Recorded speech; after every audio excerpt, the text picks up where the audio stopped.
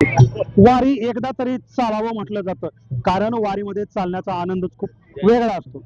एकीकडे घर प्रपंच असतो, तर दुसरीकडे लाडक्या पांडुरंगाच्या भेटीची ओढ लागलेली असते. आणि हे सर्व वारकरी आपले प्रपंच घरी सोडून लाडक्या विठोला भेटण्यासाठी निघाले. बाबा, कुठून आला आणि कुठे चालला?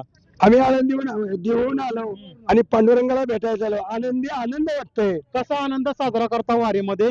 सर्व ताणतणाव विसरून पंढरीची वारी आपल्याला पूर्ण करायची असते आणि विठोला भेटायचं असतं. तर हा कंटाळा येतच असेल प्रवासात, तर कसा झाला? कंटाळा येत नाही. नाम घेता वाटे चाले यज्ञ पाऊला पावले, एवढे आनंद वाटतंय.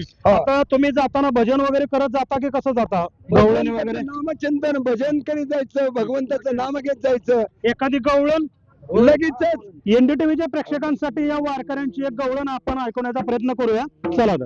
गवळण सांगे गवळण पुत्र झाला यशोदे, सांगे गवळण पुत्र झाला यशोदे, सांगे गवळण पुत्र झाला यशोदे,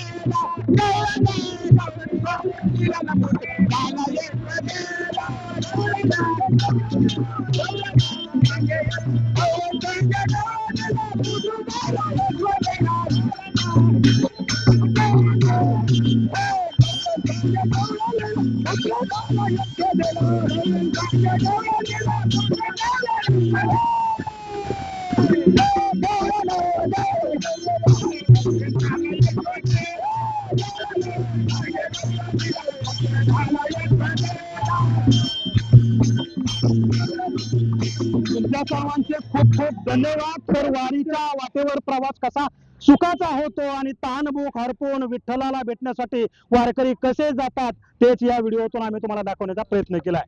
देवा राखंडे, एनडीटीव्ही मराठी, रोटी घाट, बारामती.